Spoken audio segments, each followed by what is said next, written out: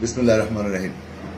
আমি স্বাধীনতার মহান ঘোষক, বাংলাদেশের সফল রাষ্ট্রপতি, বীর মুক্তিযোদ্ধা, বীরোত্তম খেতাবপ্রাপ্ত শহীদ রাষ্ট্রপতি জিয়াউর রহমানের আদর্শে বিশ্বাসী হয়ে আমি এই রাজনীতির সাথে সম্পৃক্ত হই।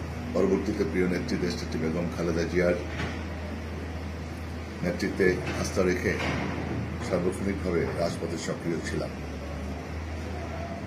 এবং শেখ হাসিনা বিরোধী আন্দোলনে আমাদের প্রিয় নেতা ভারপ্রাপ্ত চেয়ারম্যান জনাব তারেক রহমানের নেতৃত্বে সেই আন্দোলনে আমি সক্রিয় ছিলাম, অগ্রণী ভূমিকা রেখেছি। আন্দোলন করতে গিয়ে আমি গুলিবিদ্ধ হয়েছিলাম। আমাকে মাফিয়া সরকার হত্যা করতে চেয়েছিল। আল্লাহ রসিম রহমতে, আমার এলাকাবাসীর দোয়ায়, আমার প্রিয় নেত্রী দেশনেত্রী বেগম খালেদা জিয়ার সার্বিক তত্ত্বাবধানে আমি সুস্থ হয়ে আল্লাহর ইচ্ছায় আমি বেঁচে আছি, আলহামদুলিল্লাহ। আমার এলাকাবাসী আমাকে বারবার নির্বাচিত করেছেন, আমি তাদের কাছে কৃতজ্ঞ।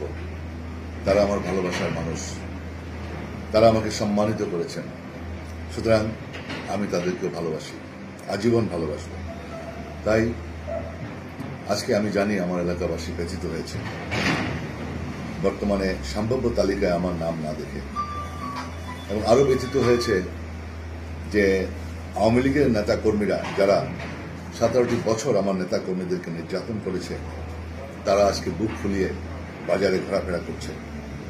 সুতরাং খুবই আমার এলাকার মানুষের আহাজারি, আমার খুব নিজেরও কষ্ট লাগে যে 33টি বছর আমি এই দলটিকে সাজিয়ে রেখেছি, ধানের শীষকে উপহার দিয়েছি। আওয়ামী লীগের ঘাঁটি ছিল, আমি বিএনপির ঘাঁটিতে পরিণত করেছি আল্লাহ রসিম রহমতে। আজকে আমার নেতাকর্মীরা খুবই আহত।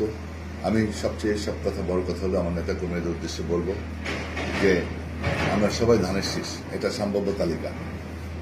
আমি চেষ্টা করছি যে এটা পুনর্বিবেচনা করার জন্য হাইকমান্ডের কাছে আমি আবেদন করছি যে হাইকমান্ড অবশ্যই বিবেচনা করবেন যে আমার ডেডিকেশন, আমার অতীতের রাজনৈতিক কর্মকাণ্ড, আমার বিভিন্ন রকমের ত্যাগ, শ্রম, আমার অভিজ্ঞতা, সেদিক বিবেচনা রেখে এবং সকল বিবেচনায় বিএনপি যেভাবে মনোনয়ন দেওয়া হয়, সকল বিবেচনায় আমাকে কোনোভাবেই পিছিয়ে রাখা যায় না, আমাকে বিবেচনায় আনতে হয়।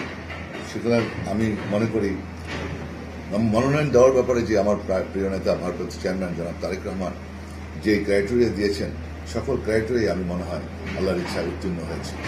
সুতরাং আমি মনে করি আমার পার্টির নীতি নির্ধারক যারা রয়েছেন